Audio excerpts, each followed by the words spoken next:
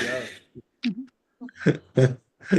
Get ready to go live. Professor X, that's fun. Yeah. We're the X-Men and women. Aw,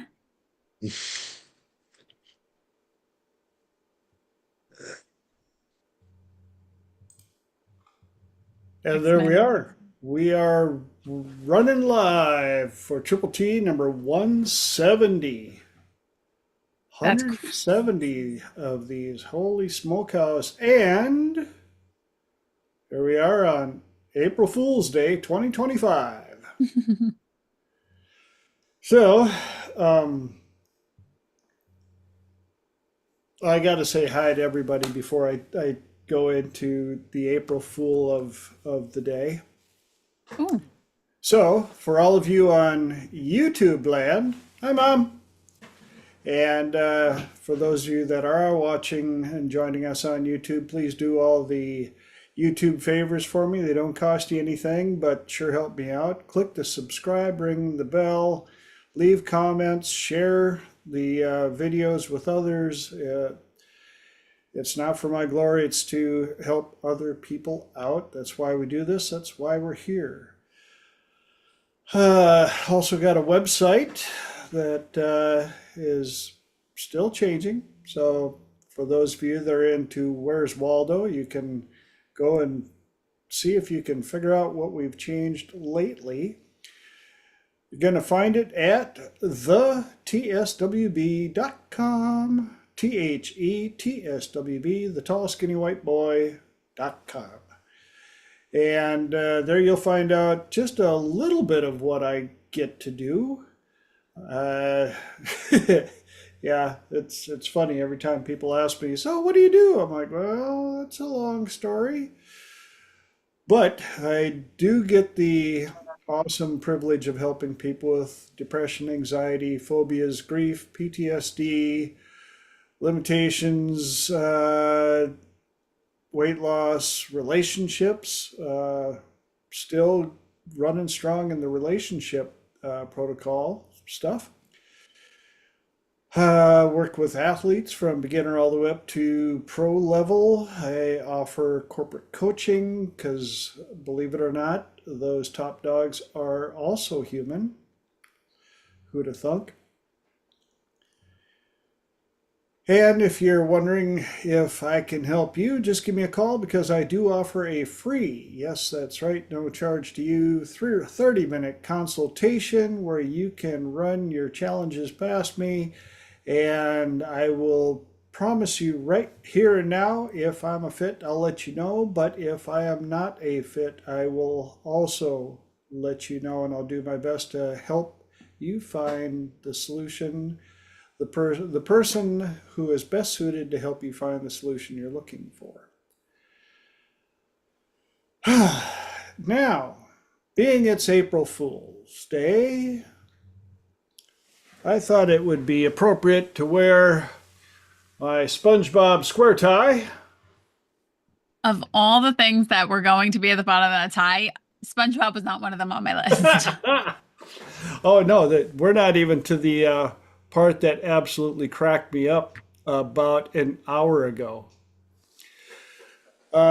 Some people know me well enough to know that I'm a music recording, whatever aficionado, and I have an album collection that's kind of funky. It's actually it's very funky. And as fate, the universe, God, my squirrels, whatever would have it, I have made I attained a collection of some really obscure stuff.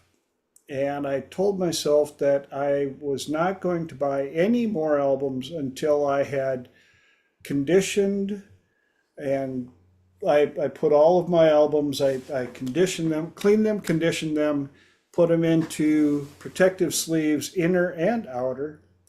And I told myself I was not going to buy any more albums until I got every single one of them conditioned, listened to, and put away. And what did I come up in the lineup today? One of the best April Fool's jokes ever played on the world on July 11th, 1969? July 11th. Anybody know what it is? I do not. I'm glad that Mark looks as White puzzled as Album? I do. White Album? Ah, Man on the Moon. So why is Narrated this, by Walter Cronkite. And it why has is this all a the joke? recordings. We It's have when the landed moon on the landing. moon. Yeah, sure you did. That I would have never guessed as an April Fool's joke. Oh, yeah, it's one of those. It goes back and forth. I know I've just torqued off a bunch of people that goes, "We absolutely landed on the moon in 1969, even though we didn't have walkie-talkies that could actually go across the room. We had video." And they had cameras already set up on the moon when we were landing, and we were able to watch the spacecraft land down. And then they got into a big buggy that they had brought in the moon in this little cockpit that three guys could barely fit in. But we set it up and we drove across the moon in our lunar buggy. Yes. I love that we've called it a lunar buggy. And we got the pictures to prove it.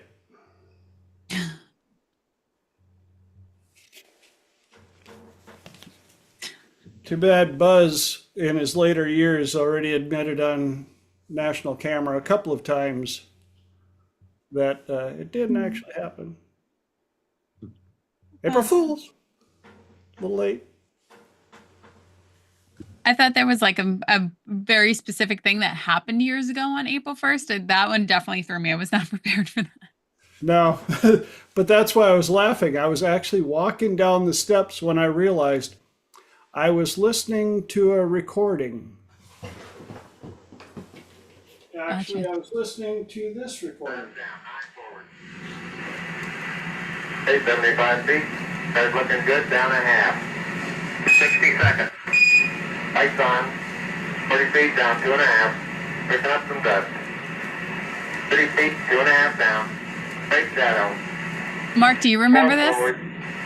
Four My forward. dad woke Right, me low. up Six. at about 11:30 at night so I could watch this. Aww. Okay, engine stop. Yeah. ACA at a descent. Post control, both auto, descent engine command over. The Eagle has landed Has landed, yeah. on the Sea I of listened to it Tranquility. live. Mark saw it live? That's what you're saying? Yeah, my dad woke me up so I could watch it live. Oh yes, I think we did too. I wasn't even 2 years old yet, Ah, but everybody wanted to be an astronaut after that. Oh, yeah. oh yeah. It was Think back in the America. 90s. We made it Yes, first. we'd won the race. Million things could have gone wrong.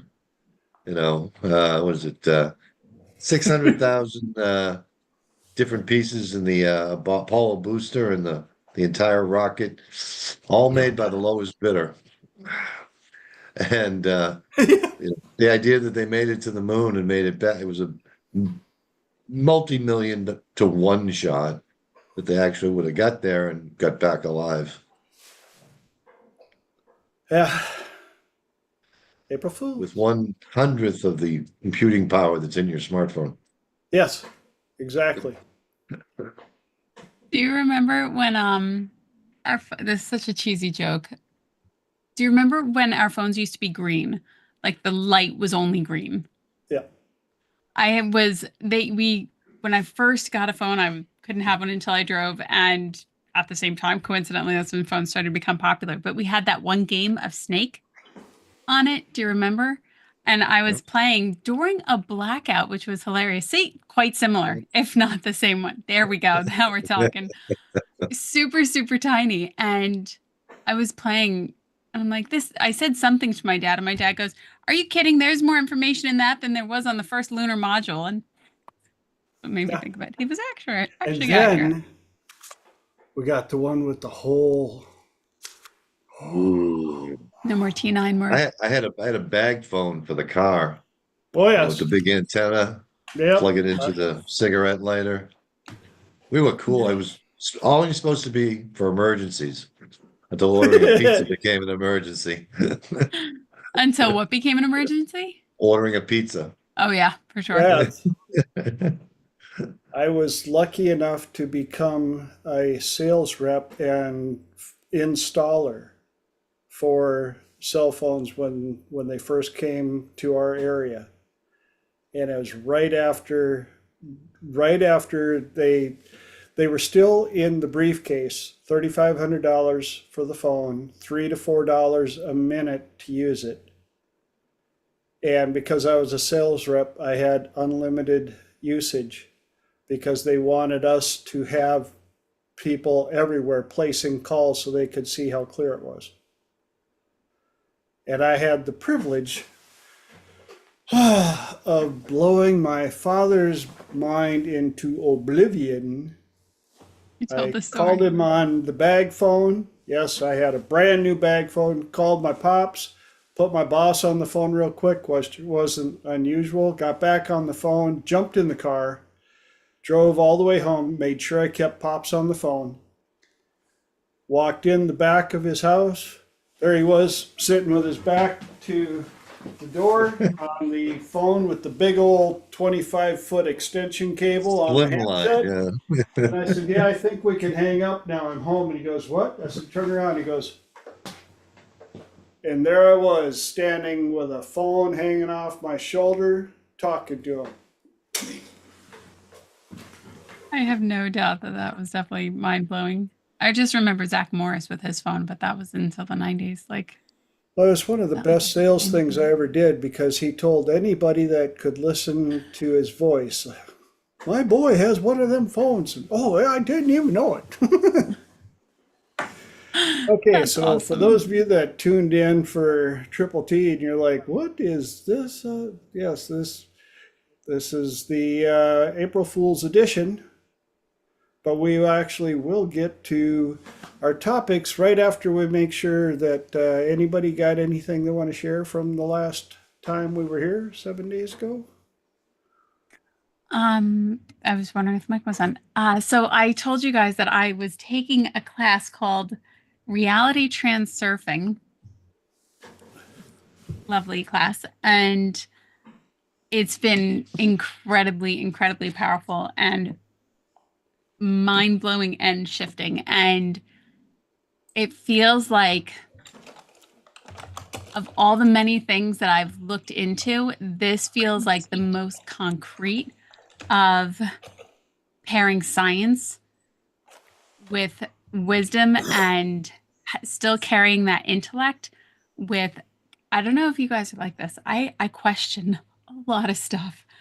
Not only do I question everything else, I question my own thoughts and where I am in the process.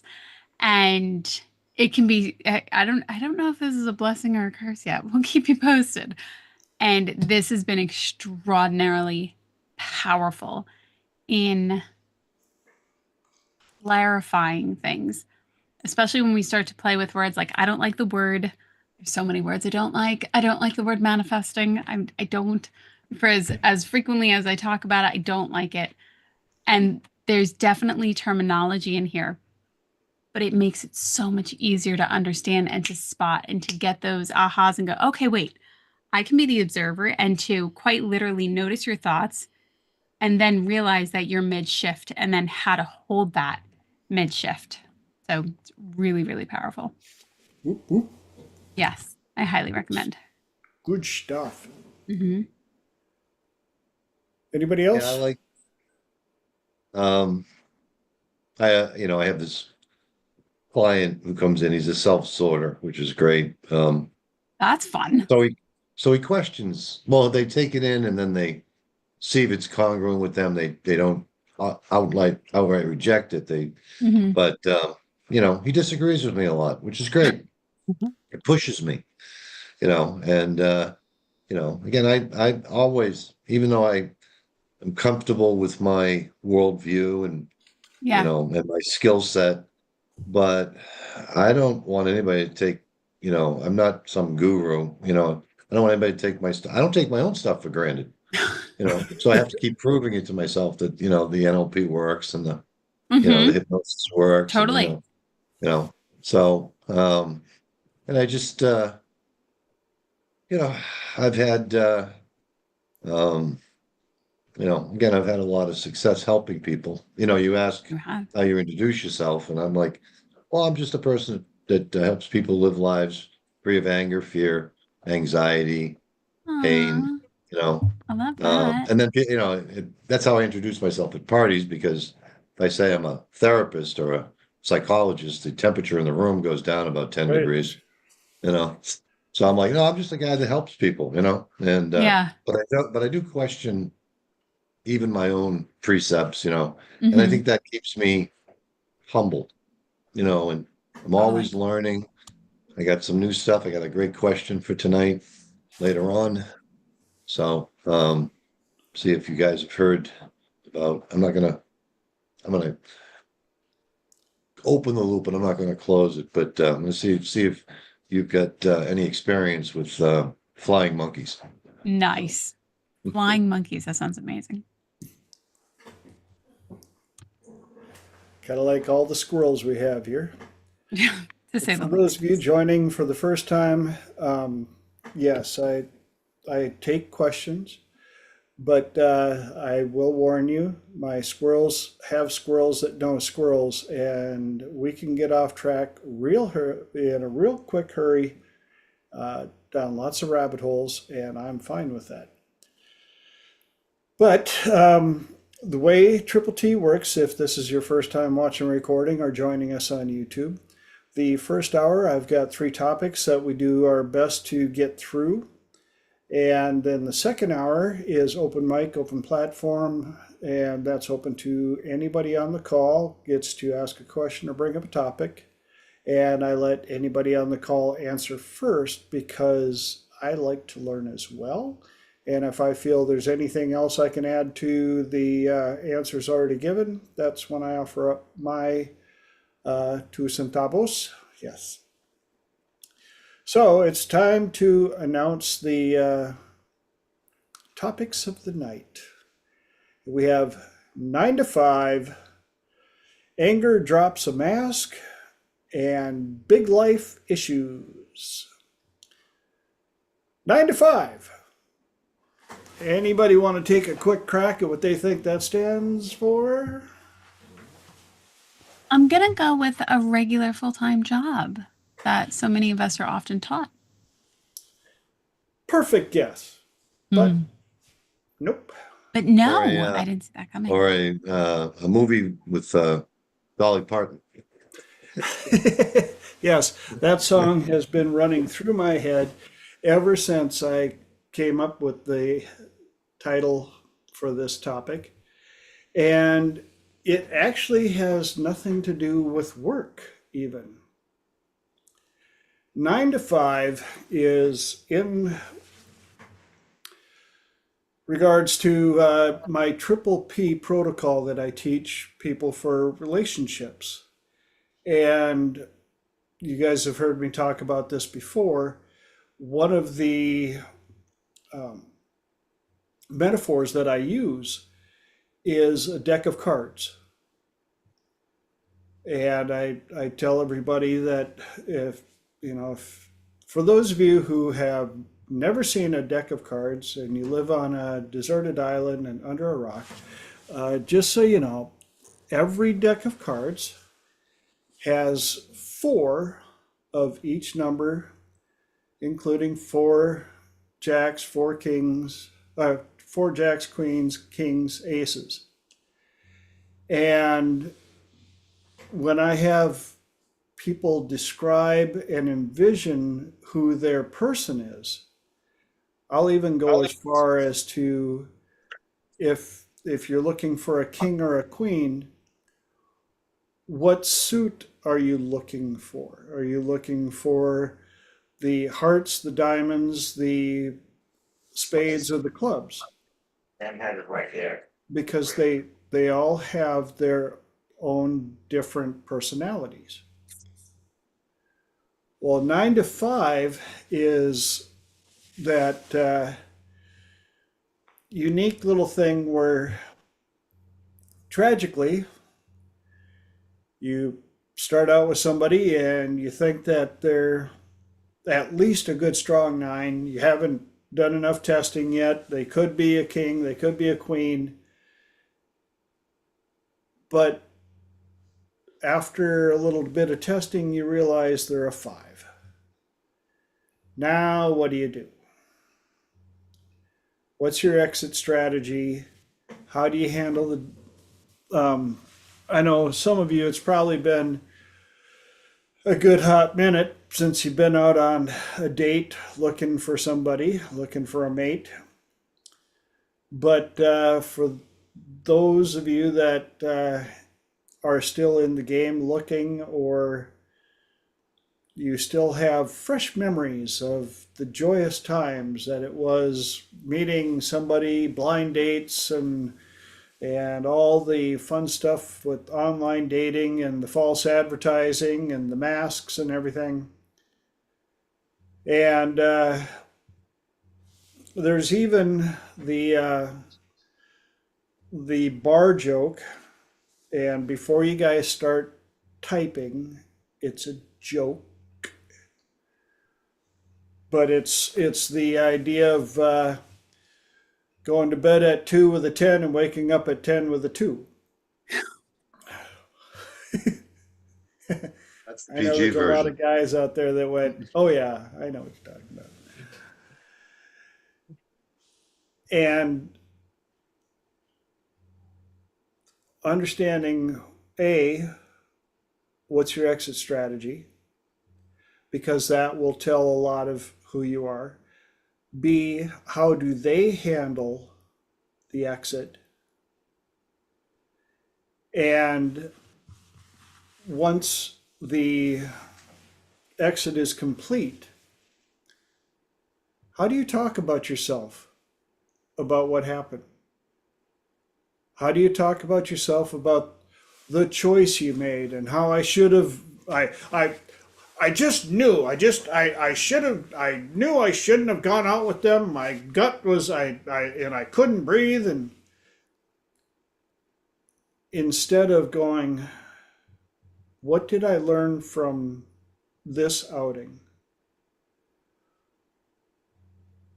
If my gut was screaming, bad idea, what was going on in my head that allowed me to continue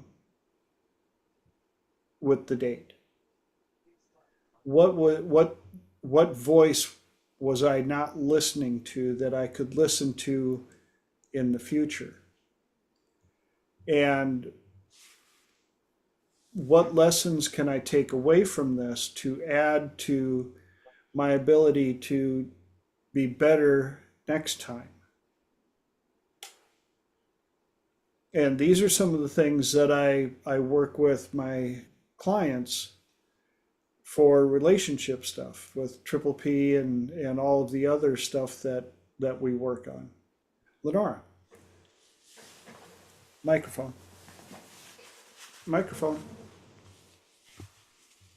All that good stuff, and we couldn't hear any of it. Who can't work a Zoom phone at this point? I apologize.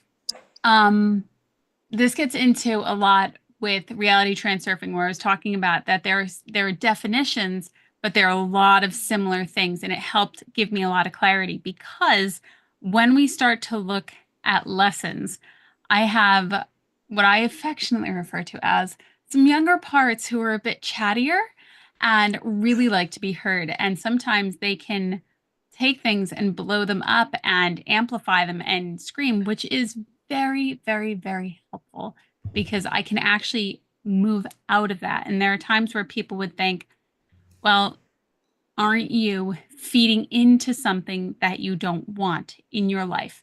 And in that case, when people are navigating through their own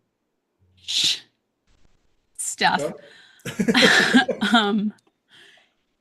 you could see it as that, but that's really not what is happening. What's happening is you're clearing it out and you are actually getting the lessons. And that's where I think people who kind of have this toxic positivity component of like, there's no weeds, there's no bad things going on, when really there are things, emotional things that as humans we are receiving and we have to process through. However, we process through them, however, we shift through them, I do think it's very important because it really comes down to breaking that timeline that you're on, or that time track, that life track that you're on. And if you don't deal with it, and if you keep repeating the habit, or if you keep repeating the same scenario, such as, well, I keep going out with a person who's a 10 or lower and I don't know why, it's because you haven't learned the lesson.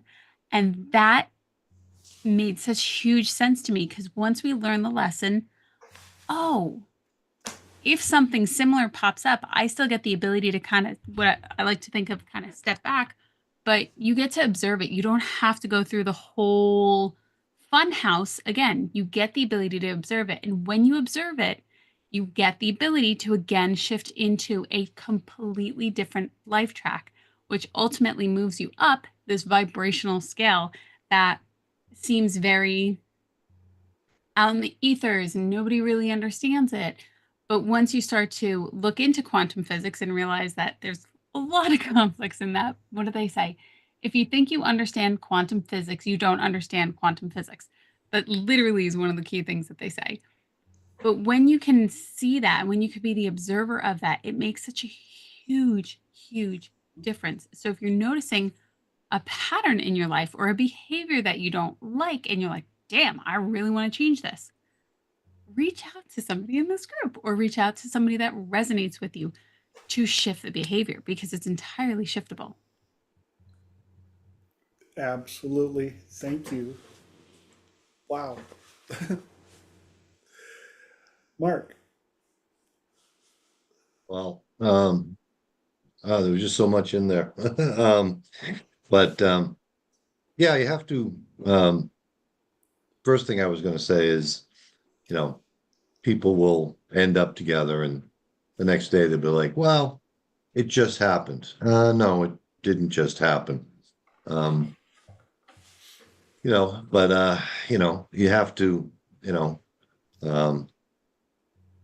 have to learn from your experiences and, the experiential data. Like, what I've learned is, over time that, that I'd rather not chase the 10s who want me to put the moon in their hands. I'd rather be with a quality woman who challenges me, someone who's got her shit together emotionally, intellectually, career-wise, financially, so what's on the outside has become less and less valuable than what's on the inside, and I said, I think a more attractive a woman is, especially in her younger years, I think the more insecure she is. And, I think that fades over time too. But, but I think I'd rather be with somebody who is not a 10 on the outside and a 2 on the inside, or to use your earlier topic, a 9 on the outside and a 5 on the inside. So there's your 9 to 5 connection. Yes. But Close and loops. And that's why part of Triple P protocol is I have my clients start a journal where they write down all of the details, as many as they can come up with, all the likes, the dislikes, the everything about who they perceive, believe, want their person to be. And that gets quantified the more they spend time around people. And in that process, they start getting much better at observing people. That's why I tell them Triple P is actually research and development. You're researching humans to develop yourself. And nothing is wasted. if there's a lesson that was in there that you were able to recognize and retain. Lenora. I didn't tell you all. So you know how I used to have a big issue with writing stuff down and with this like quote unquote manifesting? Like that's what I said. Like I hated the idea of doing it because I would have a voice that came up going, what if this doesn't happen? Anyway, yes, she's a little tricky. Do you know what happens when you write it down? Had no idea. Let me tell you what I learned in this very thick book. You're talking to the quantum field, and what TJ often calls as the quantum of possibilities, or what we also call as the space of variation in this lovely book. So what that does is, as you're doing that, okay, okay, so I was going to save all this for like hour two, but apparently it's just going to come out now. So rewind, erase. Okay. As a speech therapist, we talk about language, and we talk about language in two parts. Everything that I'm saying in sentence form is the expressive part of language. Everything that I understand, the receptive part of language. English right now, the words that we use is the code that we use to speak. The code, the language of your nervous system is in colors, shapes, textures, sounds in some cases. That's the code. The code to the quantum field is your thought with your emotion. So this is how we have to quite literally learn to speak to the quantum field in the code it understands. So now, when you go to write it down, okay, so now you're taking your code, you're writing it down, you're taking now this code and you're charging it into the quantum of possibilities. And this is why it's so important. One of the things, a huge thing in this thing, is you're matching the life track. And one of the big things is also you're not manifesting. It already exists. You're aligning up with it. You're aligning with it. And that was completely huge, because if all timelines, all possibilities, all quantum possibilities exist in infinite, the version of you that is whatever it is, the worst case, your worst case scenario, that exists. And the version of you in your best case scenario, that exists too. You have to quite literally continuously line up with it. And I used to think I need to be perfect. Like I have to have like the most perfect day, and I can't have a negative thought, because then that's not it. Totally wrong. If you think to yourself, the most aligned version of myself, the best version of myself, this version that I hold, how would they react? How would they move throughout the day? How would they talk? What else would they do? When something comes up, how do they respond? So it goes back to, you ready for that one? Emotional state drills. Remember state drills? Emotional state drills? Yeah, who knew? So managing your emotions is so important. So as you're going throughout your day, as you focus on this version, what's happening is you are what they often say is collapsing time. Because what you're doing is you're not, this version of you that is your best self and this version of you are making that connection. You're not dropping away from it. When you have that disconnect, then you're causing that separation. When you're behaving as that version of you that is your most aligned self, whatever it is, you're lining up with it. So more and more things come out. Okay. So hold on. I swear I'm nearly done, Mark. I'm so sorry. As you're sending them, this is what, so side note, I was by myself for 3 days, and this is like what all kept exploding. So whoever was not around me just did not hear all this, and now you guys get it. So as you're talking, you ready? You're going to the quantum field. You're sending out your package, and it's coming back to you. But the symbol is the infinity symbol. Yep. Holy crap. What a weekend that was. All right, I'm done, Mark. That's why the whole quote that I teach my clients, and yes, you've heard this, I don't know how many times. Which one? Let me pull from the scroll that we have. Yes. In the quantum of possibilities, best case scenario has just as much probability as worst case scenario. The one that you will see the most is the one that you look for and feed the most energy. So I'll say it one more time for those of you that heard it for the first time and went, wait, what? Once more in the back. In the quantum of possibilities, best case scenario has just as much probability as worst case scenario. The one you will see the most is the one that you look for and feed the most energy to.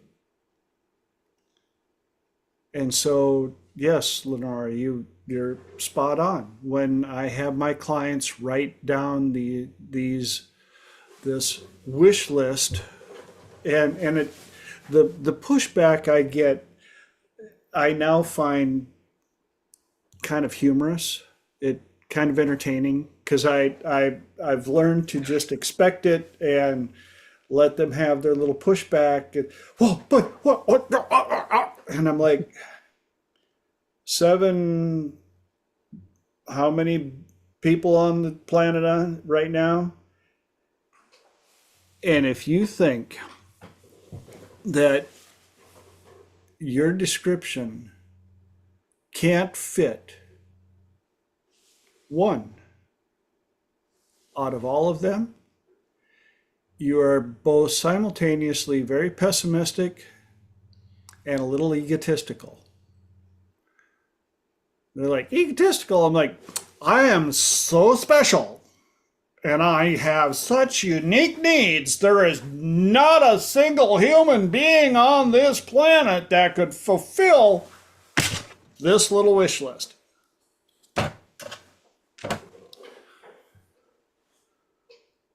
Yes, Mark. Oh, Mr. Carter, Mr. Carter. It's got it. It's got it. Ooh, ooh, ooh. I agree with everything that was said. From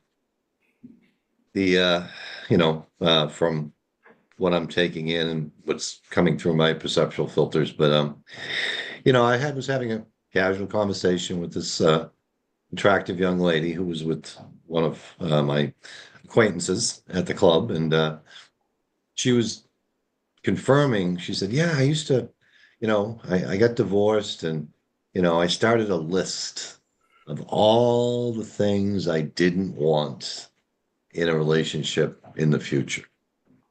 Okay, and with every dating scenario that she went in, she just kept adding to, I don't want a guy like this, I don't want a guy like, and she said, I had a lot of first dates, second dates, but by the time I get to the third date, they had checked off enough of the negatives that I was like, no, we're done. And then a friend of mine, this is what she said, a friend told her, she said, why don't you get rid of that list and start putting up a good list of the things you do want. And so she put herself in alignment, to not use the M word, or with what she did want. And within 6 months, she found the man of her dreams. So, yeah, because she put herself in alignment with what she did want, not with what she didn't want. Yeah. And I do tell my clients, because of the human aspect of who we are, that they can also write down what they don't want.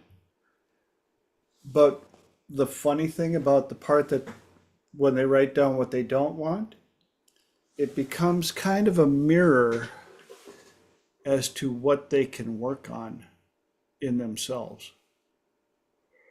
And when I point that out, they're like, oh.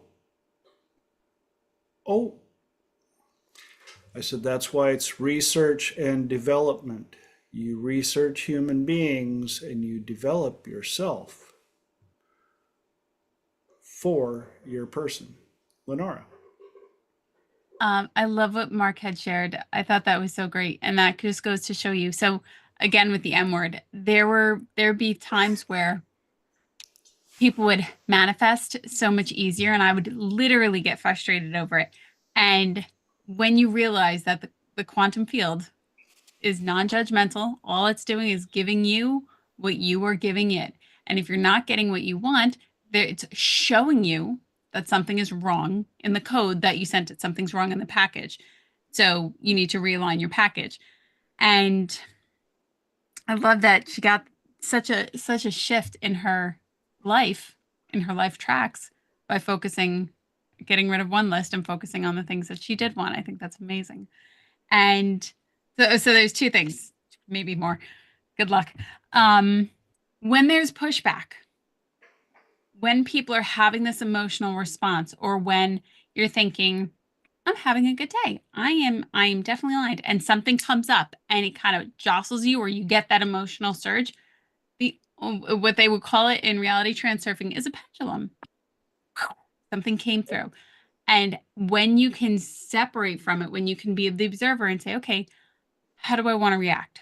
What do I want to do? When you can hold that emotional state of calmness, you will have a much, much better shift, because you will shift in real time. Here's what I didn't understand about shifting in real time. I had no idea. When it comes to shifting in real time, you are quite literally embodying it. When you're becoming the observer, you're drawing your awareness to it. And so what does that look like?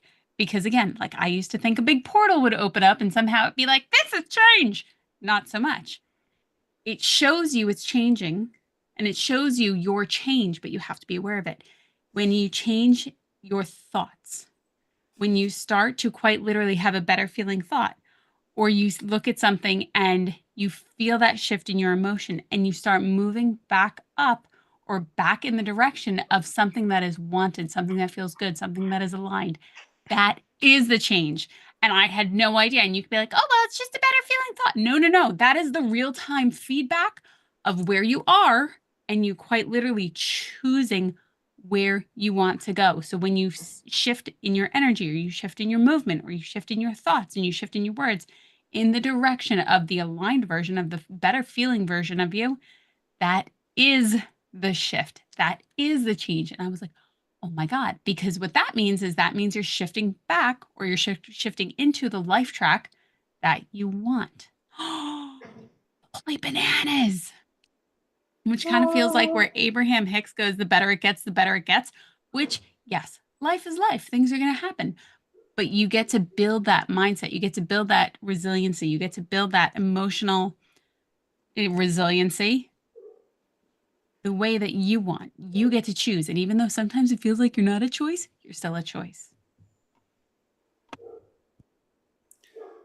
I don't know if you guys can hear it, but even my dogs agree. Mark. That was the universe agreeing with Lenora. Yeah. Yeah, I've had an occasion for that shift. I was in that millisecond, that moment of, we were entertaining, I was in lodge and we were entertaining some big mucky mucks, and we did a demonstration, and I was helping out, and there was a thing I had to get down on the ground and roll up, and I bent over to help roll it up, and I split my pants in front of I don't know, 75, 80 guys. Not just split them, I split them from the bottom of the zipper to the belt loop and back. No. And I'm kneeling there, and it could have been a very embarrassing moment, but it was that moment, like you said, that moment where I was like, you know what? I can be embarrassed by this. These are my brethren. I can, or I can choose to enjoy the joke that, whoever played it, the universe, whatever. But, and I chose I was going to enjoy it. And I just started laughing.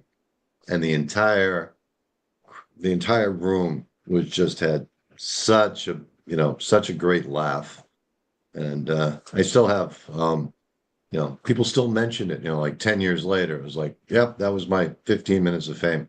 But in that moment, kneeling there, right after it happened, I shifted from embarrassment to enjoyment. That's awesome. And that shift was massive, because you can always shift in the moment. That's so cool.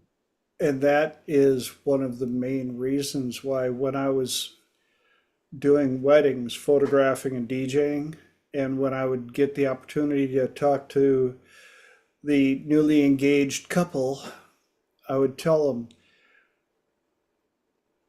whatever you do, do not wish for a perfect wedding day.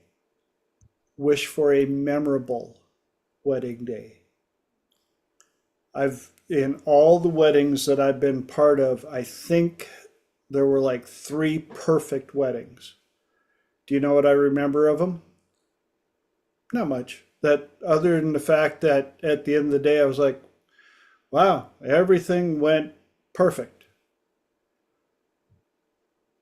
I said, and I'm talking stuff that you're probably going to freak if one of the bridal party passes out, but they don't get hurt, they just check out, memorable. If the groom decides he's going to dip you for a kiss right after you've been announced and he's so nervous that the two of you tumble to the floor, memorable. Nobody got hurt. Those are the weddings that people talk about. And it'll come down to how you choose to react to it. If somebody passes out and you lose your stuff and you're like, oh God, it's the worst day ever. Yeah, they'll remember that as well. But if you react and come over and yep, everybody's fine, yay, they'll remember that as well. And both of them are the best case or the worst case possibility. Mark. Yeah, I used to talk about this a lot. The bride spends 2 years planning every detail, the invitations, the RSVP, the this, the that, and usually by the time they get to the wedding day, they wake up and like, well, if it's not perfect, it's not going to be. And they can kind of relax. But for guys, things aren't real until they're like right here, right in front of our face. So they wake up on the wedding day. Oh my God, I'm getting married today. Where's the church? Do I have a tux? Where's the ring? And they melt into a puddle the day of the wedding. Yeah. Because for those 2 years, like, it's fine, honey. It'll be perfect. It'll be your perfect day. Everything will be perfect, just the way you want it, because it's not real to them. That moment when they wake up that morning, it's like, oh shit, I'm getting married today. And I had that moment in the side chapel with the best man. I was like, what the hell am I doing? And he said, you're gonna go in there and you're gonna marry a beautiful woman who, for whatever reason, loves you, and you're gonna have a great life. So get your ass in there. I was like ready to bolt out the door in the other direction. But at that moment, like I said, I needed that, mental kick in the, keister. Mental kick in the derriere. Well, but yeah, sometimes you need that from other people. But yeah, again, we didn't throw rice at my reception because we had won most of the money. We'd went on a winning streak that summer at the VFW where we had the reception, and we used to go there for bingo, and we'd won most of the money to pay for the wedding with bingo winnings. So instead of throwing rice, the bridal party threw bingo chips. Awesome.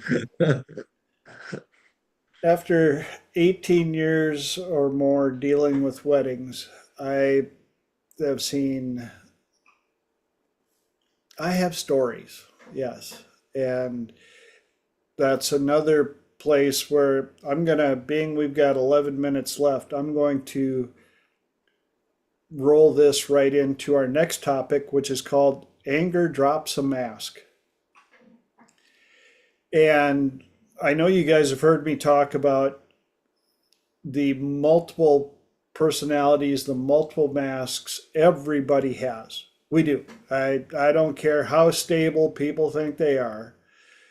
You are not the same person in the boardroom as you are in the rec room, as you are at during happy hour, as you are Sunday morning at mass. I challenge. Some people are just a little closer to that. But one thing that I've noticed, anger will typically have people drop their mask because they're so caught up in the moment.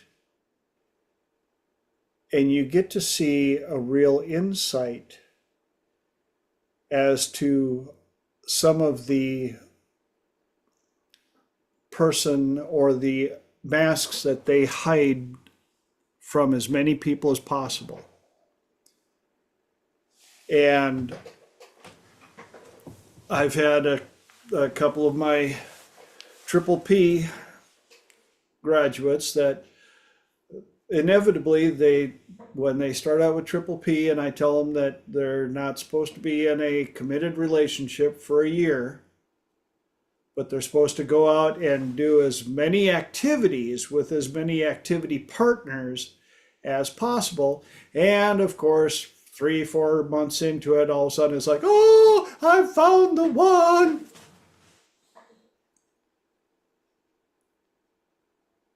If the opportunity comes up where the person gets angry, the next time we have a session, they're like, oh, they got angry. And yeah, what'd you see?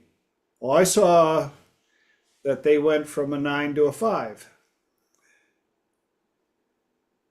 They became somebody I had never seen.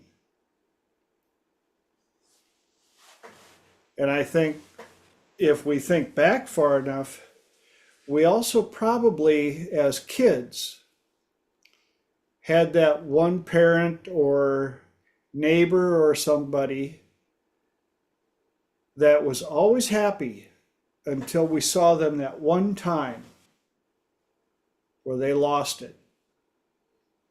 And anger dropped the mask, and you're like, did you see Mrs. Johnson? What?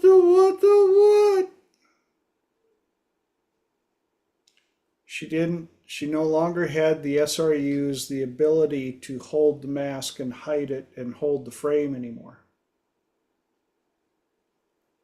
There's also one where they talk about be careful of the nice guys who've been through a lot. If they have enough energy and SRUs to hold up the nice side in bad events, you don't want to see what will happen when they finally reach the point that they drop the mask. Mark. I was going to say there's an old saying that I stole from somewhere is when you interact with people, you see their social mask, but when the shit hits the fan, when the fecal matter hits the rotating oscillator, to quote someone else we all know, Yes. that's when you see their character. Yes. Yep. The fecal matter hitting the rotating oscillator will drop the mask to the one that they try to hide the deepest. And that's a good time to be very observant and pay close attention to details.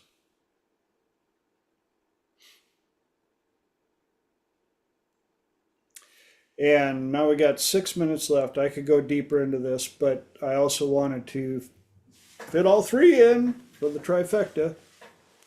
Those of you that are watching for the first time, or when you first heard me say I try to get through 3 topics, and you're like, really? That's a challenge? Sometimes it is. Last one, big life issues. And this comes around from some of the stuff that we get to deal with people that have the what most would consider the good life.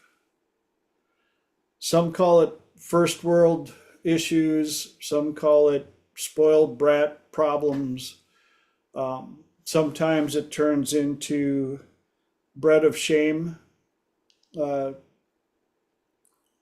our industry, that's a term for the children who grow up with everything, given everything, want for nothing, and yet the parents are shocked when the kids treat them poorly, almost to the point of angry resentment. That we refer to that as bread of shame. And when I was taking care of college rental homes around SDSU, boy, did I get to witness that firsthand. Come up on some of these rental places, and there's a brand new BMW convertible sitting out there. And it's a two-door. So chances are it's not mom or dad's. And it's got some young kid stuff inside of it. And you walk in, and it didn't take long to figure out who the car belonged to and who their parents were, because they were speaking to the parents in such disrespect that I almost wanted to walk up and backhand the kid, going, "How dare you talk to your parents like that?" Bread of shame, big life issues. And part of what we find out is the kids were so sheltered that they don't understand the context of conflict or respect.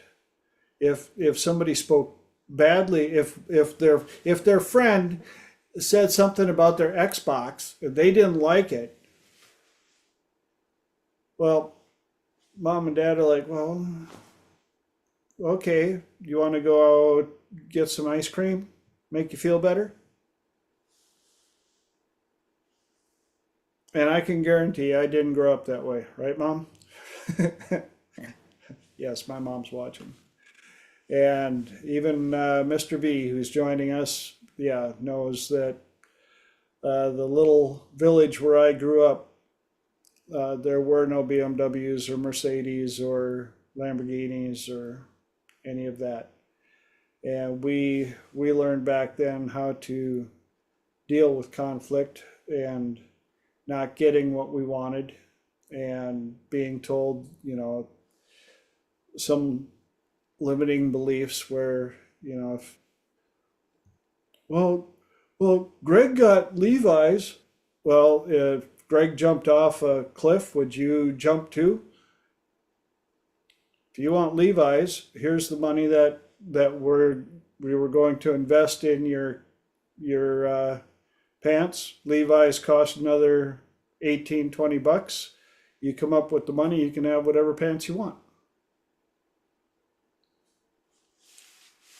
And so in some ways, in many, many ways, I feel extremely blessed with the area that I grew up in and the way I grew up. And we didn't really have to deal with the big life issues that I've witnessed some other people do. But again, I also got to watch them drop their mask in anger and go, "Oh, you are one spoiled little rich child." And like Mark pointed out, there were a lot of them that had the looks of a 10, but we're a 5 inside. And that brings us right to the top of the first hour, which means it's transition time. So, for those of you that are joining us for the very first time or watching the recording for the very first time, this is where the magic happens on the second half, where anybody on the call gets to bring up questions or a topic, and I let anybody on the call answer first because I like to learn as well. If there's anything I feel I can add later on when everybody's done, then that's when I add my 2 centavos. And I know that you guys already have some questions and topics lined up for us because you've been around this rodeo a few times now and you know how it goes. So who's going to start out first? Mark. Okay. Again, lately I've been doing I've been going down the rabbit hole of narcissism, and I've learned quite a bit. And I love a good rabbit hole. and I'm not going there. But It we came out had, and then I was like, wait, take it back. And it was too late. Making it humorous but now. but we had again, things started to get in alignment, and it seems Jordan Peterson is all over narcissism. And I saw a podcast. He said that we talk about the dark triad, and he's talking about the dark tetrad with narcissists, because narcissists can be very Machiavellian, as he said. They're very manipulative. They're very charming, in some case, charismatic. They're seeking unearned attention, so they pretend to know things that other people don't, and because they have the truth. They're psychopathic. They have no empathy for others. But he added a fourth quality, which that completes the tetrad, the 4. He said that they can also be very sadistic, and this can happen within a family. It can happen, when someone becomes a cult leader, and their minions. One of my clients was mentioning that he felt that one of his parents had turned, the other siblings into the parents' flying monkeys. And I thought about that with the Wizard of Oz, and how they follow they just do whatever the charismatic one is. So that so yeah, I was just thinking that the question is, have you ever encountered someone not only with the dark triad, but maybe the dark tetrad, that they actually are sadistic, and they use these flying monkeys to control others, and to manipulate things, and get all this attention as being the center, and but they're not very empathic to others. So I was just wondering if anybody had encountered folks in their travels that would fit into Peterson's dark tetrad. Great question and topic. So who's got an answer for Mark?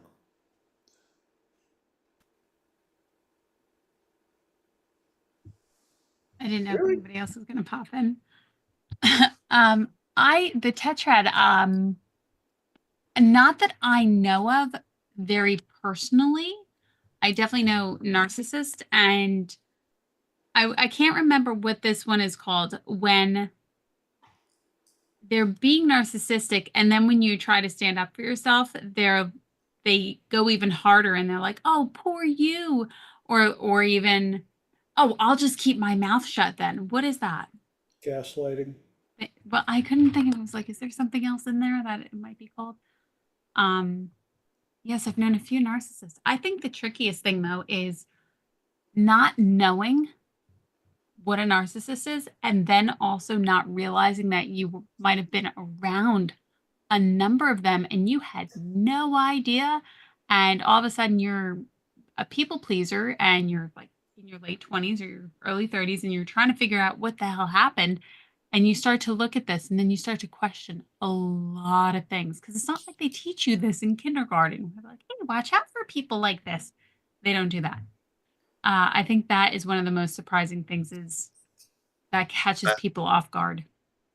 Well, I had to explain to this client that, when he was 10 years old and all this stuff was happening to it and he's been holding on to it. I said, yeah, again, but we didn't even have the word narcissist or narcissism when all this was happening to you when you were 10 years old, and it, again, we've advanced to the point where we can quantify this type of behavior and, see the damage it does. Very much. I do like Jordan Peterson's work. I think he speaks with a lot of clarity and a lot of very good stories that really help drive his point home. And I think he definitely touches in a bit more on, depending on how far down the rabbit hole you've gone with Jordan Peterson, a bit about what TJ was talking about toward the end of the first hour about knowing how dark you can be and how you can control that. So he talks very specifically about men, but I do think it's appropriate for all humans to understand that and also to recognize that they can be like that. They choose not to. In the right scenario, though, it's appropriate for that. And I don't think that is, again, not saying that I want to experience that in the realm of possibilities, but at the same time, knowing how to protect yourself as needed. You think as his status has increased, Peterson has encountered more of these narcissists, because he's become wildly popular and his status, he's meeting with captains of industries, meeting with all these, people with, at the top of the, the top of the food chain, that he encounters more of these narcissists. Not to get off topic, other question, but maybe he does. Anybody else? I've dealt with a number of narcissists, triads, and one or two Petrads.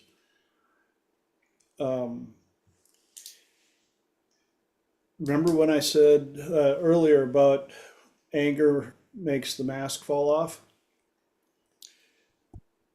Narcissistic Petrad, when that mask falls off, it's scary because they will give off that vibe where you're like, I think I'm going to leave now. Like the area code, the county. Don't call me. I'm fine. I'll catch you in another lifetime. And in alignment with what Lenora was talking about is also the need to have the warrior in the garden, because it's much better to be a warrior in a garden than a gardener in a war. And what Jordan and a number of other people have all had the same type of storyline. If you have the ability to be dangerous and choose not to, that's power. If you are too timid and are incapable of being dangerous,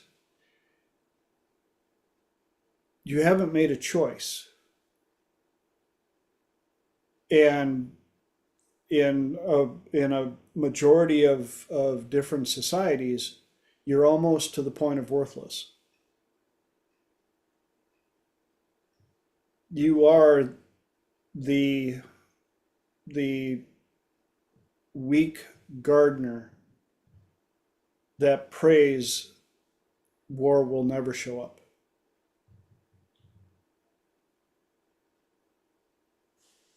And another point I wanted to make real quick is a number of people that I follow have pointed out that all humans have a level of narcissism in them, that we need that as a survival tool. We have to be able to be concerned enough about ourselves to search for food, lodging, sustain ourselves. It's when our level of narcissism rises to the point that we put our values so much higher than those around us, because we are the most important in our universe and the rest of you are just here bumbling around in our universe. And I've dealt with a couple of them. I've worked for a couple of them. I've witnessed a couple of them. So hopefully there are a few of you out there that have no idea what we're talking about, and that's okay too. Great topic. Anybody else got anything they want to add to it?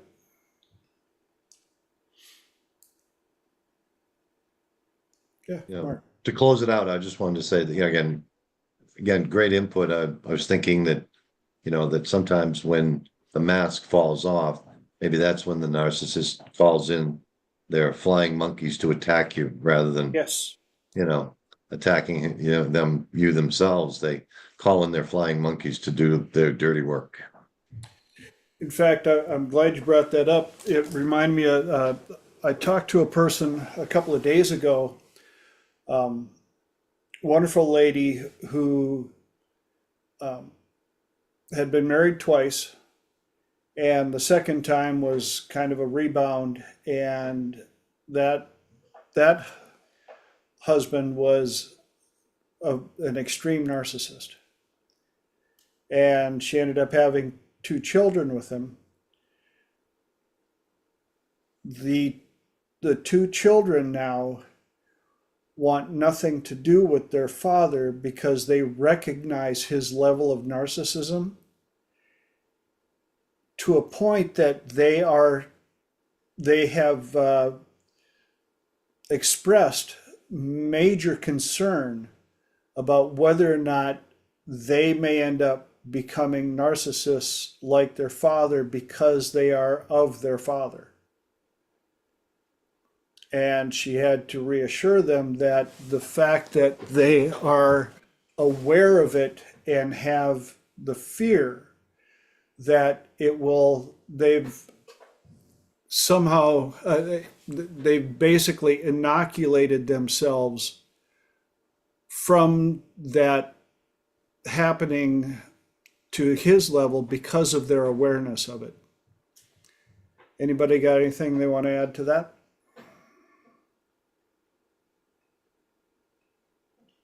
That's one of the nice things about being very observant of humans in their natural environment.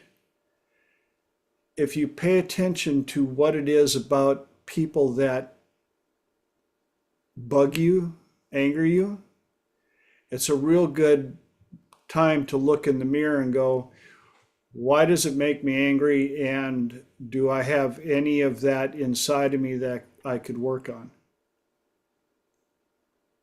Awesome self-reflection. Anybody else?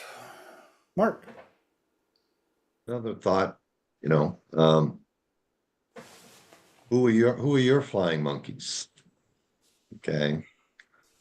Again, not in a bad way, but who are your flying, is it words, Lenore? Is it the inner voices? Who are your flying monkeys? Mine. Is it Question. NLP?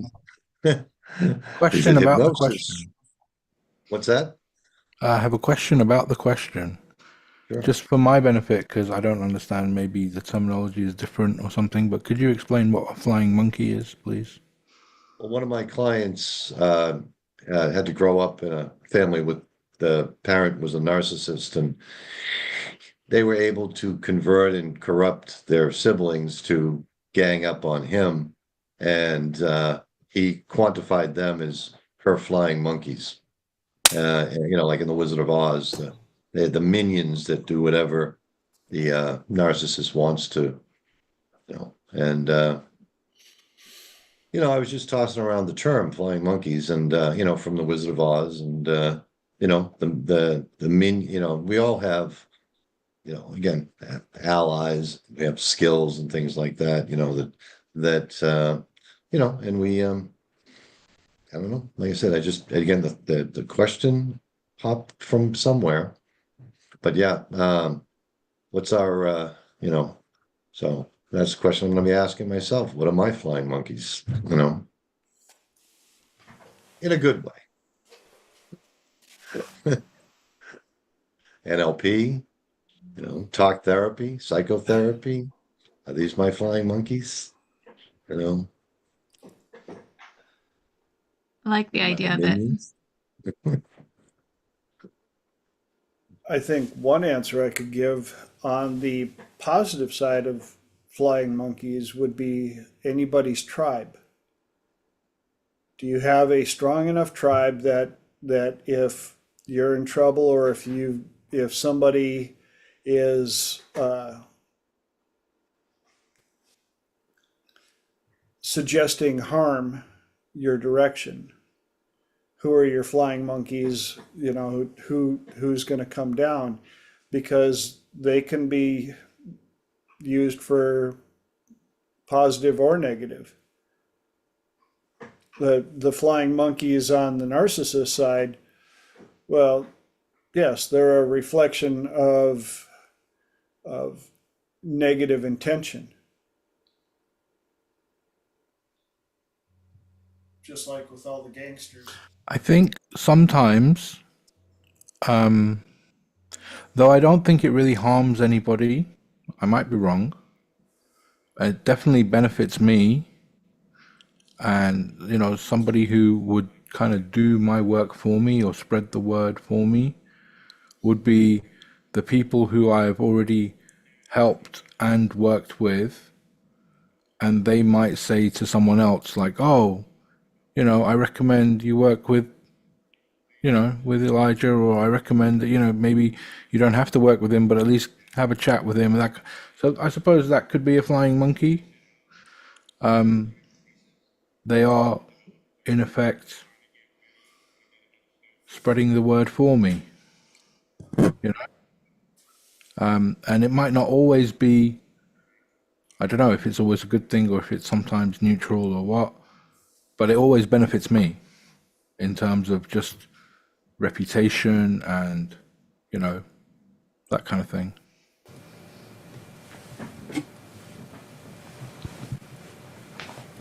Mark. We can all do a lot of damage with what we know, again, in our tribe, but we rely on each other to keep, you know, our passions within due bounds. Because knowing what we know, we could do a lot of damage. But we choose not to, like Nora said, you know, within the moment, in the quantum field, the shift. Am I going to be the good version of myself, or am I going to be, you know, be less than the best, you know, helper than I can be? So, but we all have, you know, like you said, again, it's always a two-sided sword, Elijah, you know. It can defend, but it can also cut. So, You can't have one depends without what the you other. use, depends what you use your monkeys for. Yep. Elijah. Well, this is what I'm Elijah. saying is that I use them in a sense because I reap the benefit of having more clients and a wider and better reputation. Like the more people that say good things about my work, the better it serves me. Now, I never, until your question, I never really gave thought to, does that harm anybody else? So maybe having not thought of that, you know, I overlooked something, who knows? So, you know, I'm grateful for the question because it causes me to reflect a little bit more of my initial response is that I don't think it can really harm anyone. But who knows? I also am susceptible to being in a bad mood or saying something in frustration or something that might not always be the kindest thing to do. So maybe. And you got one of those human sides as well, Don't tell people. right? Don't tell Again, people, as our power grows, our ability to do good and I mean, to I've go to the always dark I've always side had is a always there. spidey sense. I've always had a spidey sense, and I've always had Uncle Ben's voice, and the great power comes great responsibility. I've always had it, So, but I don't know. Maybe sometimes if you want something, and in order to get the something, you need to charm a gatekeeper or a key holder or someone, right? You can ask the question. You're halfway home to The real choosing the the real quantum the real shift. question is like, where's the line? I at one point stopped practicing for close to 6 months because I couldn't decide where that line was, and I was so afraid of being unintentionally unethical, right? Because I do believe in karma. Yep. And it was hard for me to figure out at what point do I say, well, hold on, no, they are also an adult and they have their own responsibility to look after themselves and make sound decisions versus, is it me wielding influence, persuasion? Is it at what point does it become coercion? At what point does it become manipulation? And where is the line? And, in the end, I settled on intention, right? That, if the intention is bad or the intention is good or whatever, like from my own perspective. But I can also tell you that I've had experiences where my intention was sound, but it ended up being a car wreck anyway, So that's just part of the human experience as well. The joys of dealing with humans in their natural environment.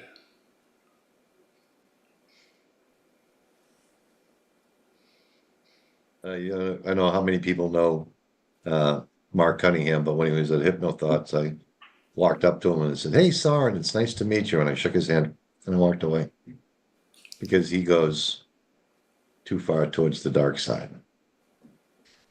And then he started calling himself the Dark Lord of Hypnosis. Everybody needs a hobby. There's still value in learning from him, though, because the only way you're ever going to be able to defend against it is if you know it exists and Exactly. know of its potential. So even if you have no intention of wielding it, you should still learn. Yep. Lenora, you had your hand up? When it comes to, I think Elijah mentioned something very interesting. Having that determination of what is ethically appropriate. Am I pushing it too far? And for me, I think that always goes down to what you as the individual thinks. Because if you go to any comment section online, you will see positive and you will see less than positive. And there is never 100% agreement. And even a little girl sitting on her father's lap, you have two totally different opinions going, which is heartbreaking to notice. At the same time, if you can notice it and just say, isn't that interesting? I didn't see what they saw, but that's interesting. So when we go out to do work with our ethics of setting the intention forth for the highest good, for my good, for their good, for the highest good, that's all you can do. So not to think about what they might think or what this person might think or what that person might do. You're setting forth your intention, and that is the only intention that needs to be taken into consideration. Where your intention goes, your attention goes, and therefore more continuous energy will go to it. It doesn't matter what it is until it comes back to you and you are the one observing it. Ultimately, you are the one judging it. So how do you want to judge it? Do you want to judge it as something that's supportive, or do you want to judge it as something that is less than supportive? There are plenty of people that would say, for example, Chase Hughes. I think Chase Hughes is fantastic. He has a great mind, great insights, tons to share, and is very, very helpful.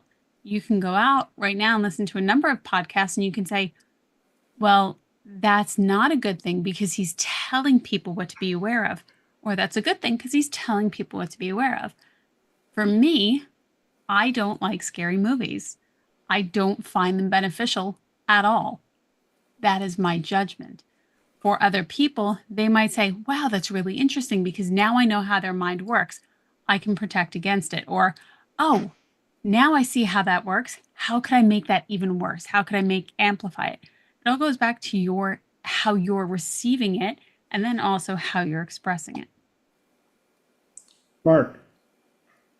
I think, Elijah, that your intention and your humility and your gentility, that's your armor. And you have to stay within your armor to be able to wield the power that we have.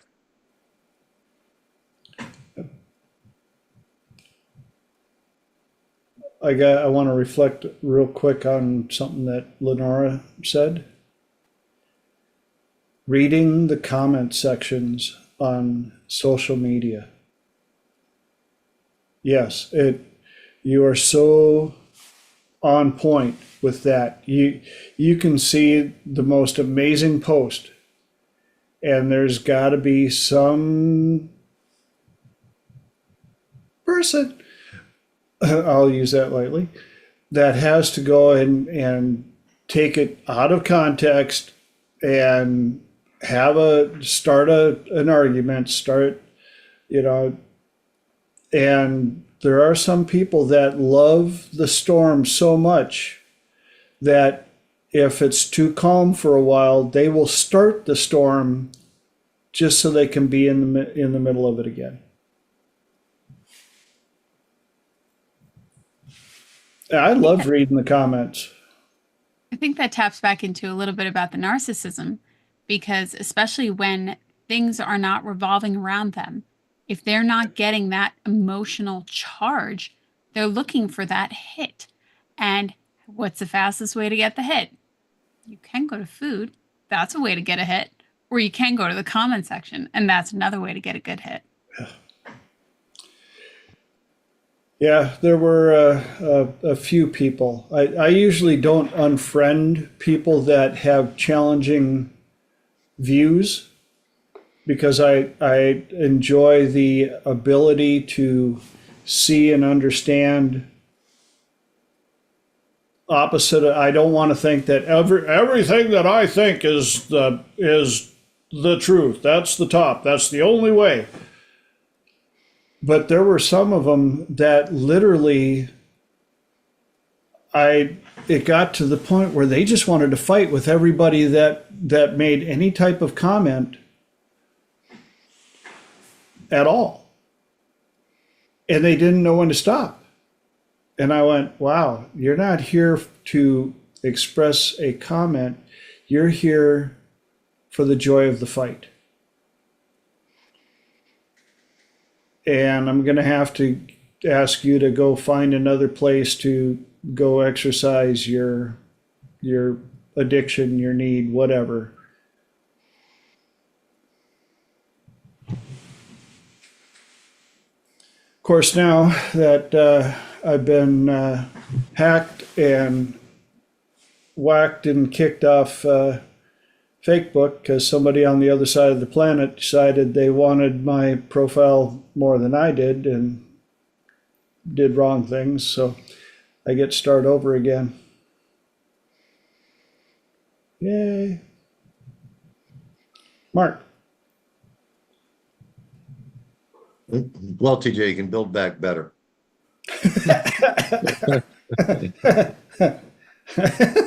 That's a reframe. I'm just gonna leave that one alone. Well, yeah, and I was, again, what Laura said, like I said, was because, like I said, I've been last week or the week before the themes come up and and with all my clients and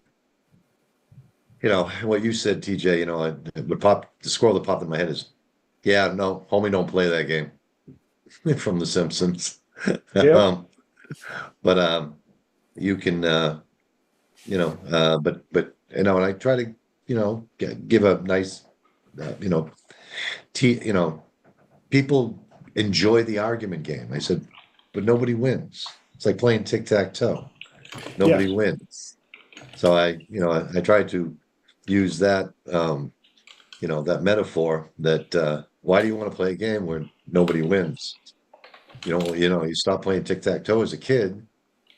So stop playing the argument game because nobody wins an argument. Yes.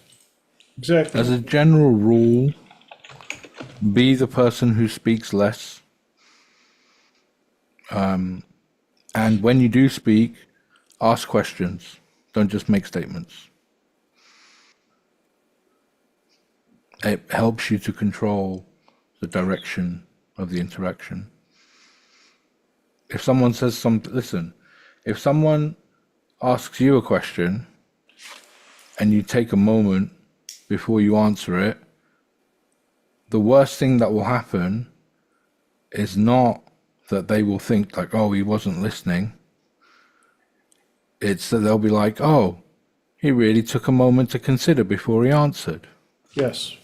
Right? Whereas we're so afraid, people in general, maybe afraid is a bit strong, but people in general find silences to be uncomfortable. But if you just allow a little bit of silence, one of two things is going to happen. Either they are going to feel compelled to fill the silence, to say something else afterwards, which only strengthens your position further because they're giving you now even more information which you didn't have to ask for. Or they're going to be a little bit more in anticipation of what it is you're going to say. Yes. And so they will pay a little bit higher attention or give more weight to what it is you did say because it appears that you took a moment to think about it before you spoke. Regardless of whether you were actually thinking or just allowing a silence. And then, to the second point, which was not just be the person who speaks less, but when you do speak, ask a question. If you then make an inquiry about what they said, it then furthers the whole thing again, because it's like, oh, well, he really wants to understand my question. So he must really want to pay attention and answer it properly. Or to sort of almost take them away from, like, if it was something toxic that they said, I don't know, I would need like a live example to give a demonstration. But like, say somebody said like, oh, you're just standing there, you're not really working hard, being lazy. You tried to gaslight me. And I just sort of take a minute to think about it. Or maybe not a whole minute, but a few seconds. And then I say, do you always make snap judgments? Now, I haven't responded to what he said, but rather made an attempt to now get additional information out of them. Well, no, I'm just saying because it's obvious, because but all of a sudden, you're the one who's still calm and quiet and collected, and so any observer, who looks like the arsehole, me or them? Mm-hmm. And the thing is, the moment any sort of whether it's a narcissist or not, but any sort of aggressive person who's trying to gaslight is not already ahead in the race, so to speak. They're a little bit behind in the race. They feel the pressure to try to overtake. But the less you speak, the more mistakes they are open to make. Because if I don't say a word, I can't make a mistake, can I?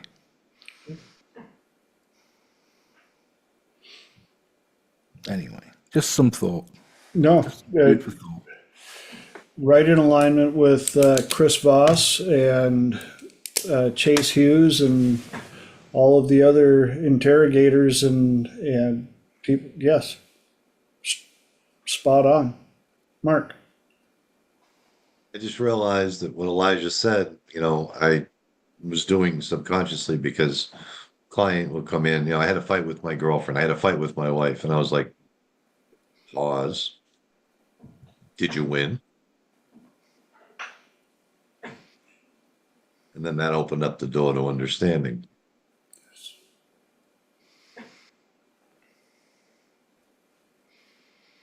Well, I was right. Did you win? Sometimes our magic is asking the right question. A wise man once said, nothing. Ba-dum-bum. Here's a lovely Fran. Hey, Fran. There was once a student who had a rock for a teacher. You know what he learned? How to be silent and not to ask questions. Bada bing. See, you can learn a lot from a rock, especially a rock in a stream. Because water Elijah's favorites. can flow, but also it can crash. But the rock is non-responsive, regardless what the water does. It just sits and lets the water make its way whichever way it chooses to kind of find a way around. Doesn't try to block, doesn't go along with. It just is a rock.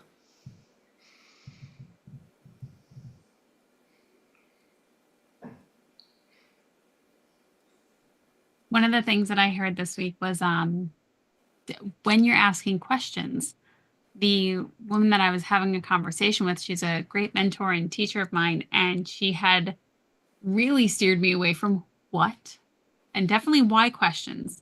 And all of her questions started with how. How is this helping me? How else can I see this? And I thought that was very, very interesting because I'm used to doing like what might or when might, but every single one of her questions started with how.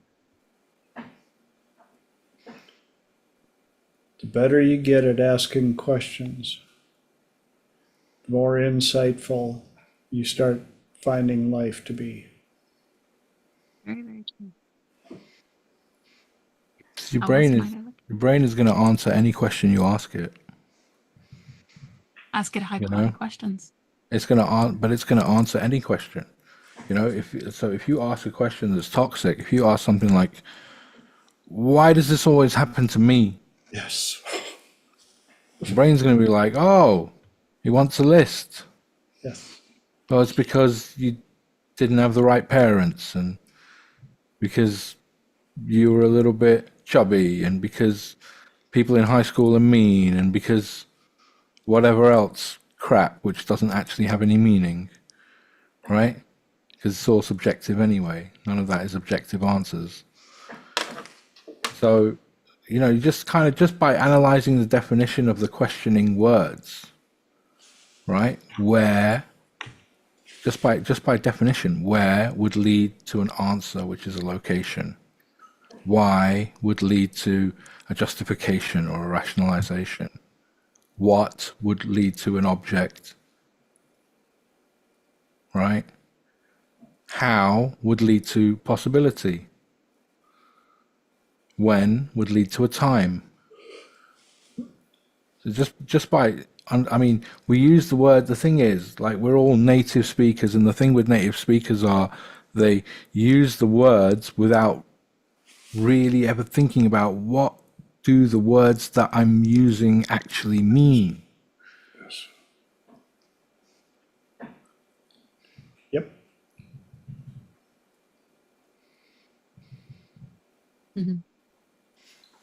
Hi, lovely Fran.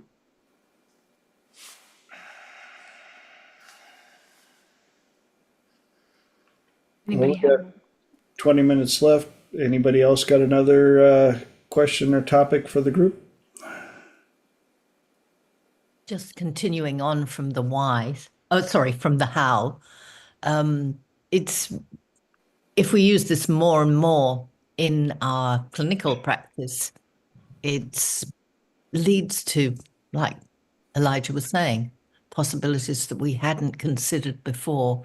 It opens up a whole load of stuff, and it throws your client into reflecting inside how they can solve their issues just with a little bit of direction and a few hows along the way is really powerful. And in our last hypnosis group meetup, we used a lot of hows and noticed how effective it was with each other, both as operator and client.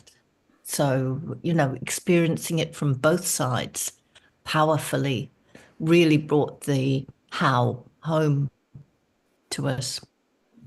How did it do that?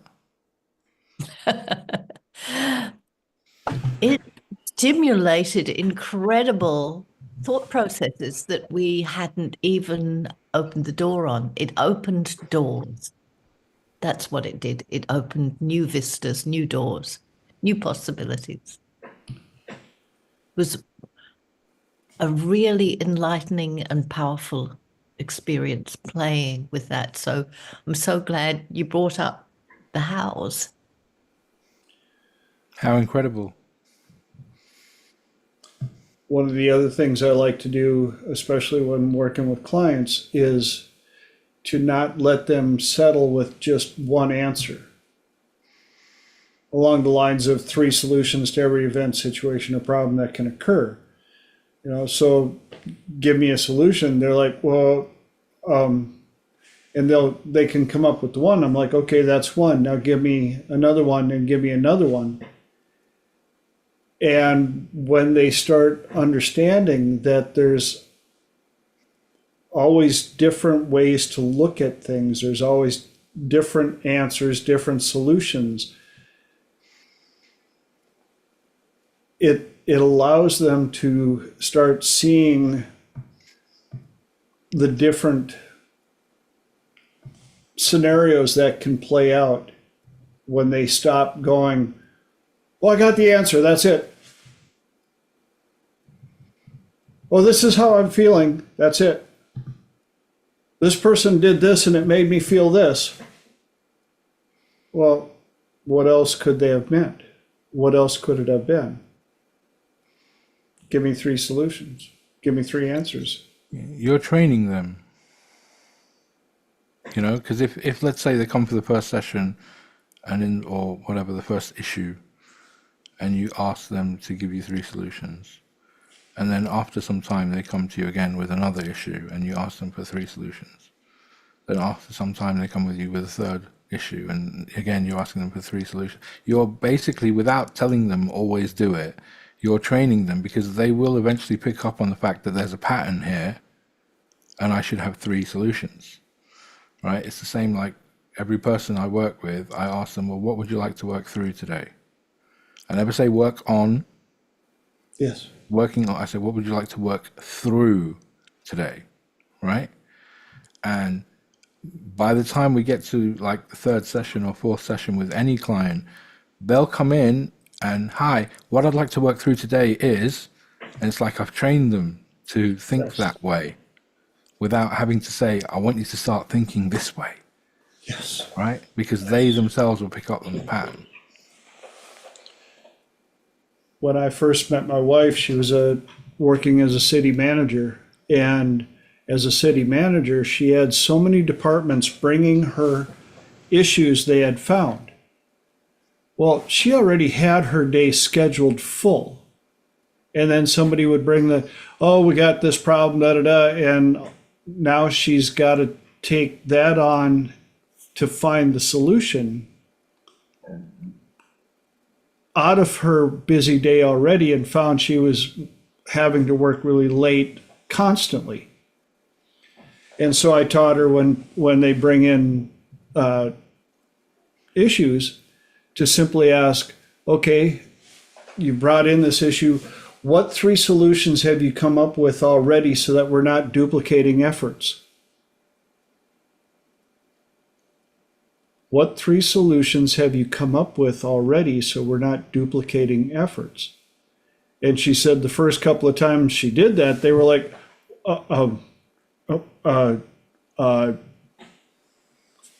found a problem? Well, go out and come up with 3 solutions. Doesn't mean you get to implement the solution. I just want you to bring a problem with 3 solutions so that we can work through it. We hired you not only for your body, but your brain. And pretty soon they were coming in, they were going, hey, we found this issue. Here are the top 3 solutions we came up with. And she can go, number 2 is awesome. Run with that. Bing, bing. And they're in and out in a minute instead of taking an hour out of her busy day already. Any other applications you guys can see for that, or comments? I like it. I like it because it sends the message that, you know, you should have at least don't just come to me with a problem. Try to solve the problem yourself, and if you can't, then come to me. Yes. You know, kind of thing, which is good. And generating solutions from the coalface for the people who really know and have to work with it is far more effective than imposing another view on them. If they've come up with the solutions, they're going to be happy with it. Same as, training your clients to find, or guiding them to find their own solutions. They're going to accept it much more readily if they are the originator. No pushback. Exactly. Mark? Just that when you tell someone something, you're going to get resistance. Even if it's the right path to follow, they're going to give you some kind of, oh, we can't do that. We don't have enough person. Yeah. They're going to try to generate reasons why that solution won't work. You know, it's usually when you hand somebody a model, human behaviors, they'll tell you without trying it, adopting it, inculcating it, you know, and then trying to, you know, play with it afterwards. Human behaviors, they'll tell you every reason in the world why that solution won't work or that model won't work. I've known a few of them people quite well.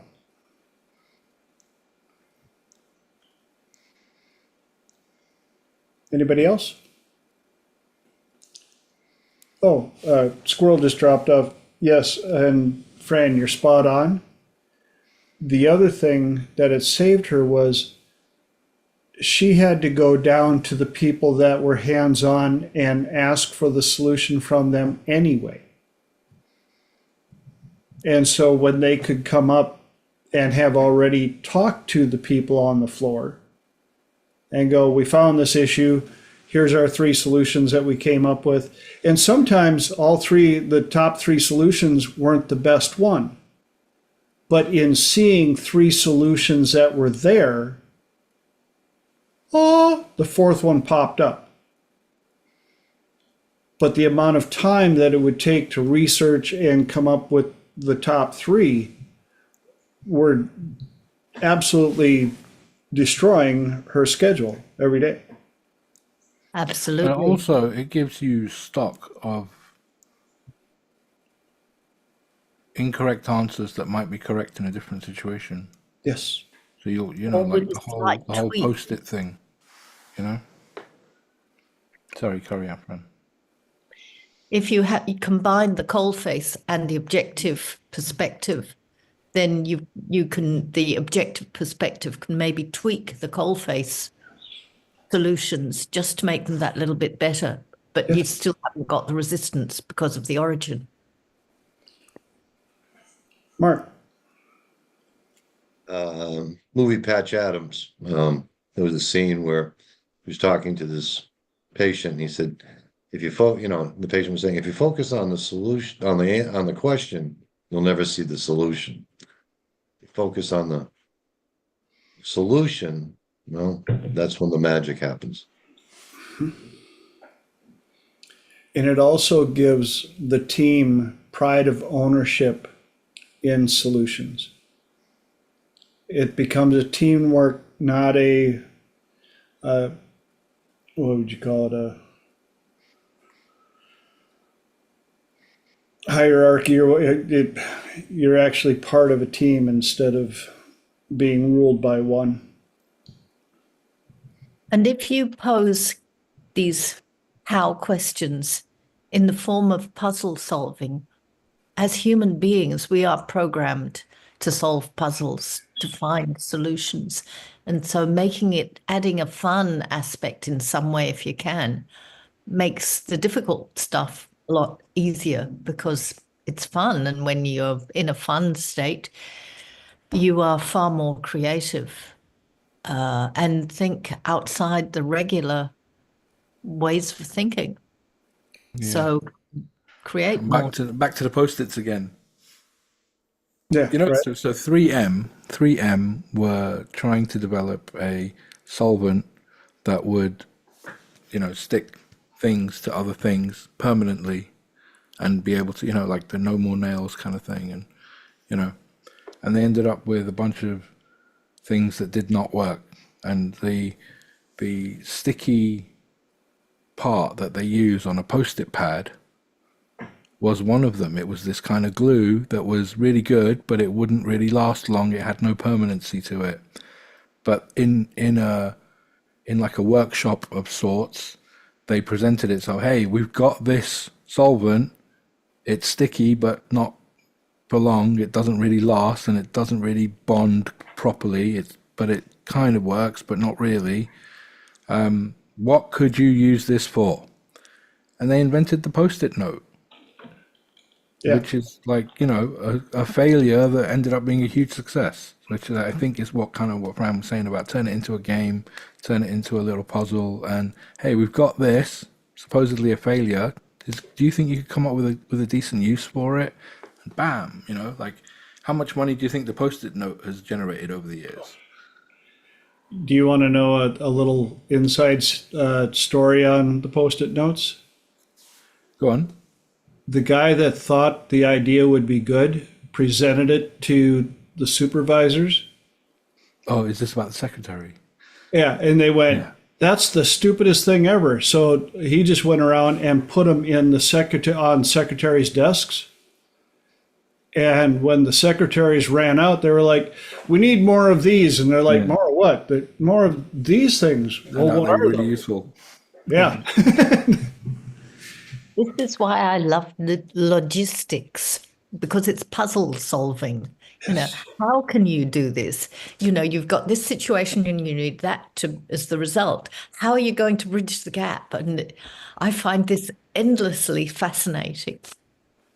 Well, and if the guy that had the vision for the Post-its had been too weak to stand up or, to believe in his idea, how long do you think it would have taken for us to finally have Post-its if we would have gotten them at all?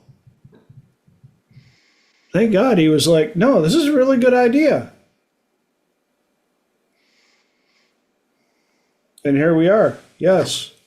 Here's all of Triple T's, all of the notes and the ideas, and here's tonight's.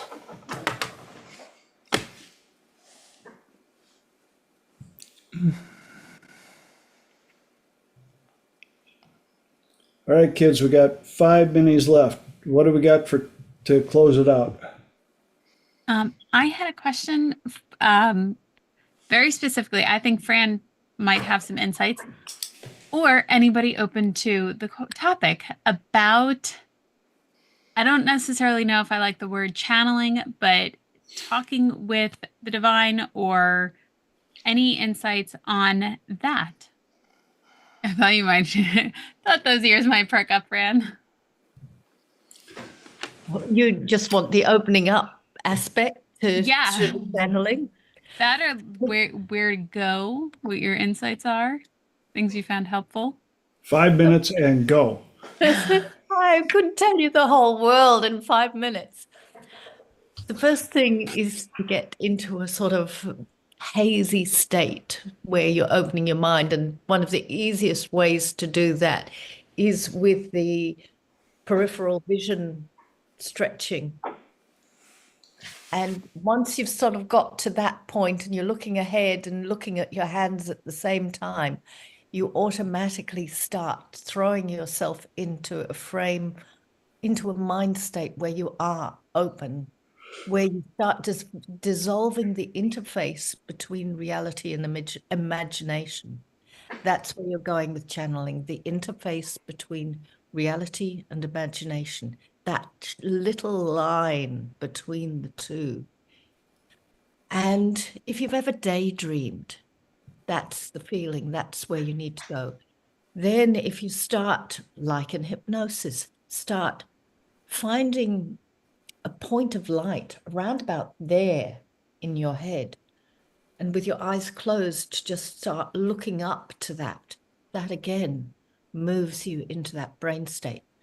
The part of the brain, I believe, I don't have proof of this, but I'm pretty confident, is actually the brain stem. Your primitive reptilian brain is the part that is activated with intuition. It's the part that senses and is aware of things around you and other people's intentions. That's the part that you're activating rather than the higher levels of your brain. Maybe it connects with the higher levels of the brain, but we're actually connecting to instinct in some way. And in my belief system, other people may disagree with that, but I think it's brain stem that's activated. So if you can get all that happening, open up your peripheral vision, close your eyes, start looking up at a sort of light source within your brain, and just relax with that and start interacting and communicating with that light source, and imagine the light source expanding. From there, you can That was go gorgeous. in a 2-second nutshell. That's channeling, and the intention is incredibly important. Mhm. Intention for what you're going to do and what sort of source you're planning on connecting with. There are many, many intelligent energy forms out there. Some of them are so nice, some of them are not so nice. So if you raise your energy, you will connect with high level. And if your intention is high, just ask. And Yeah. ask and you will be given. Ask and you will find. Seek and you will find. Okay. Thank you so much, Fran. Elijah. If it helps to get into that daydreamy state she was talking about, when you're doing your peripheral vision, relax your tongue a little bit, because people have a tendency to really tighten their jaw and tighten their tongue. And when you relax your tongue, you activate the vagus nerve, which will allow Connected to the all brainstem. the different levels of you to sort of sync with it, right? Awesome. So just a little tip. Thank you. Thank you. I think it also helps energize the pineal gland while you're doing that to get energy all together. maybe we should do this for a better another topic when we've got more than 5 minutes to explain. You would need a minimum of like 6 hours. Yes, that's what. Minimum. You know. And the people that know this, I saw the faces when they're like, "This topic, 5 minutes." I That's didn't know okay. if she was gonna say a book or something, or like, hey, go to this, go here, or like, let's get together, or something like that. So I wasn't too sure where it was gonna go, but definitely awesome insights. There The is a nice thing wonderful is, channeled book on channeling by Sanaya Rahman, opening to channel, believe it or not. Okay. And it's an Orin, Orin is the channeled being. And Okay. the wisdom and Yeah. support of that is so spot on. It's nuts and bolts. It's do this, do that, and this will be the result. Okay. So it shows you step by step how to do it. Awesome. Thank you. what an awesome finish. Mm.